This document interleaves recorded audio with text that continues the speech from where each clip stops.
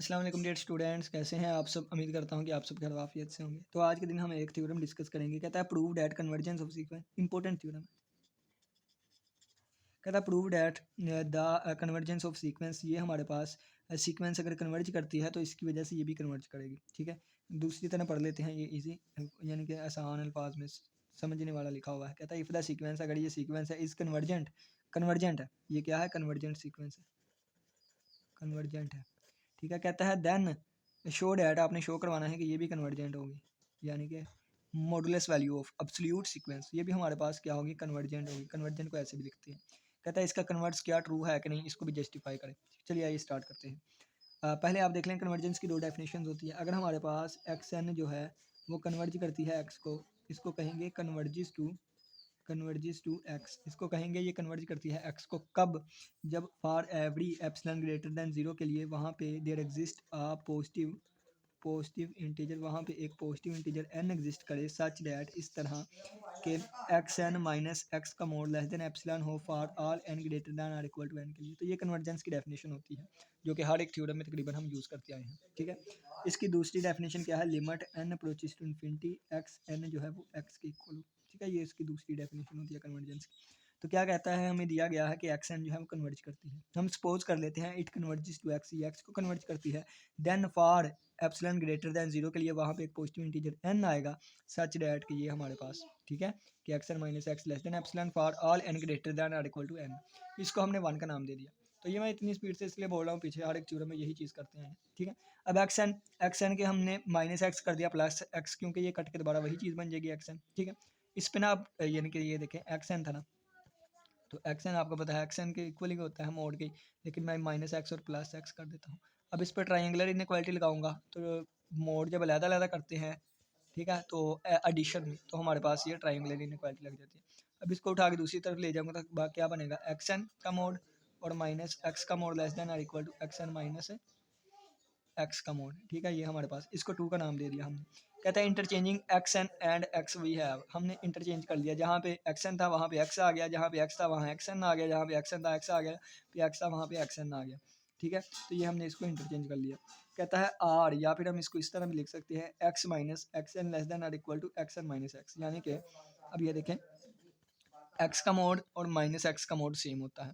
तो एक्स कर ले, वाई कर ले, जी कर ले, जो मर्जी कर ले, तो इसका मोड और इसका मोड सेम होगा। ठीक है, क्यों, क्योंकि मोड नेगेटिव साइन को ख़त्म कर देता होता है ना। तो अब ये माइनस को अंदर मल्टीप्लाई करवाया तो ये माइनस एक्स हो गया और ये minus minus plus x n हो गया। ठीक हो गया। अब क्या किया उन्होंने, ये हमारे पास दोनों तरफ नेगेटिव साइन से मल्टीप्लाई किया। जब दोनों तरफ नेगेटिव साइन से मल्टीप्लाई किया तो ये चेंज हो जाएगा, ये पॉजिटिव हो गया, ये नेगेटिव हो गया, और इस तरफ भी नेगेटिव साइन से मल्टीप्लाई कर दिया। अगर आप लोगों ने इस तरह नहीं करना तो इस तरह कर लें कि ये चीज़ यहाँ पॉजिटिव की उधर जाके नेगेटिव की हो जाएगी, तो नेगेटिव की बन जाएगी।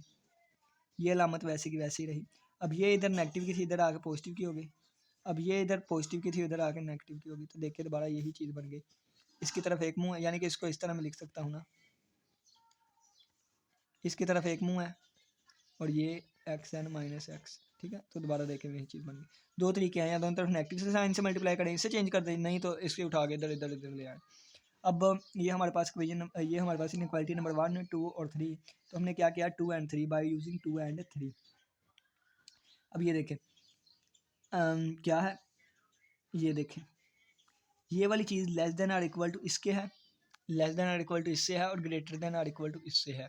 ठीक है, तो आगे बढ़ते हैं। देखें इसको ही मैं आगे लिखने लगा हूँ। देखें ये दोबारा वैसे की वैसे लिखने लगा हूँ मैं, एक्स एन का मोड माइनस एक्स का mod greater than or equal to है minus x n minus x, और less than or equal to किससे है, less than or equal to किससे है, इससे, एक्स एन माइनस एक्स का मोड। अब ये देखें, ये नेगेटिव टाइम और ये प्लस टाइम, तो ये हमारे पास इसके ऊपर मोड लग जाएगा, मोड है तो एक दफ़ा और लग जाएगा। ठीक है, और ये लेस देन आ जाएगा किससे, इस वाली चीज़ से आ जाएगा, x n minus x n से, और less than or equal to आ गया। ठीक है, ये वाली चीज़ आ गई। अब using one, by using one, one को यूज़ करते हुए, वन क्या है, ये वाले है, ये लेस देन एप्सिलॉन से है, क्या है, लेस देन एप्सिलॉन, ये लेस देन एप्सिलॉन से है, तो हमारे पास आ जाएगा एक्स एन माइनस एक्स, और ये लेस देन एप्सिलॉन आ गया। अब मैंने आपको कितनी दफ़ा बताया है कि अगर वाई एन माइनस वाई लिखा हो और लेस देन एप्सिलॉन लिखा हो, तो इसका मतलब है कि वाई एन कन्वर्ज करेगी किसको, वाई को।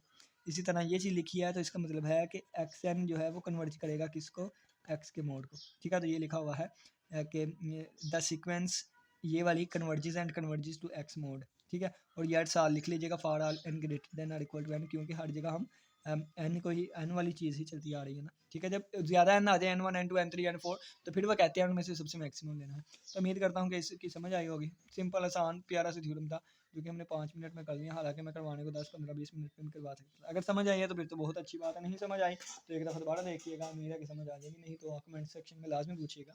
इसी के साथ इजाज़त है, अपना बहुत से ख्याल रखिएगा। अल्लाह हाफिज़, अल्लाह ने मेहरबान।